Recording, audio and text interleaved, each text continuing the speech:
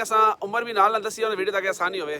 4 साल उम्र है जी। 4 साल इसकी उम्र है। 1,60,000 1,60,000 इसमें 3 साल है जी। 3 साल तो इसकी 1,40,000 1,40,000 दोंदी के चौगी है। चौगी है। अच्छा इसकी कितनी उम्र है? इसकी चौगी 1,45,000 1,45,000 वेड़ी 1,45,000 थे 1,40,000 जी। 1,40,000 नहीं की वजह उसकी वो निकी है उसकी 1,45,000 खूबसूरती ज्यादा अच्छा खूबसूरती वजह से मेरा रेट लगने ना जी माशाल्लाह जी।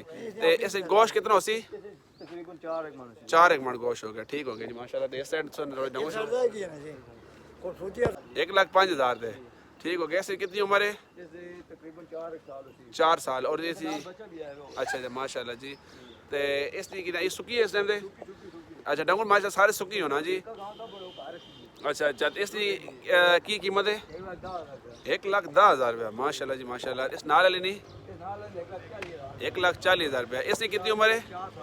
4 साल वही धोंदी है चौकी है? चौकी है माशाल्लाह जी माशाल्लाह।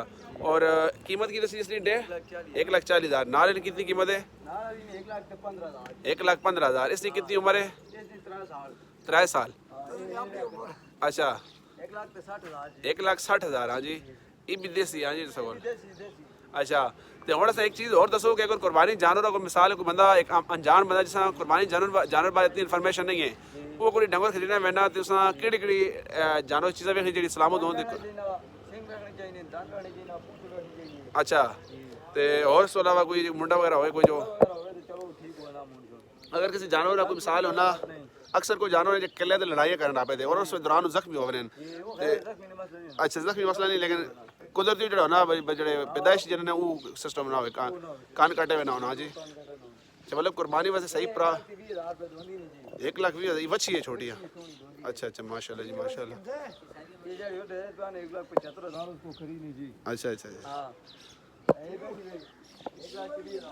अच्छा 1,30,000 नहीं 1,20,000 नहीं अच्छा। एक चीज़ और अगर कोई मिसाल बंदा जरा सी वीडियो देखना उस तो बाद सुना लो इस जी गां पसंद कर सी इस स्क्रीन शॉट तुमने व्हाट्सएप नंबर तक भेजी सही गां पसंद है अगर उस गाय की कीमत हुई मिसाल 1,40,000 1,45,000 वो बंदा ना सी वीडियो वेखने वजह को गां करने में कोई डिस्काउंट भी दसो या रेट फिक्स हो सी अच्छा मतलब जो फिक्स रेट नहीं होना तो डिस्काउंट भी दसो ठीक हो गया जी माशाल्लाह जी माशाल्लाह। तो तुम ना खाना की खिला रहे ना जानना चाह रहे बचो अच्छा और ठीक हो गया। और कोई इस तरह भी ना कोई तरीका है कि ना कोई आजकल मैं तक काफ़ी लोग ना टीके शीके ला के ना मतलब ना अच्छा ठीक है मतलब अच्छा। अगर मिसाल को बंदा सोली जानवर आना जी मैं खरीदना चाहना वहाँ जानवर की कीमत है 1.5 लाख रुपया वो आना जी मैं जानवर साइड देगा तो मैं आना उस तो पहले कोई पेमेंट भी या डायरेक्ट उस साइड देगा जानवर अच्छा मतलब कोई 10-20,000 बुकिंग तो करा दो फिर बाद जो उस कोई उन्होंने धोखा फ्राड नहीं मतलब जो शहर अब तक असू हुई उसी हाँ जी इंशाल्लाह।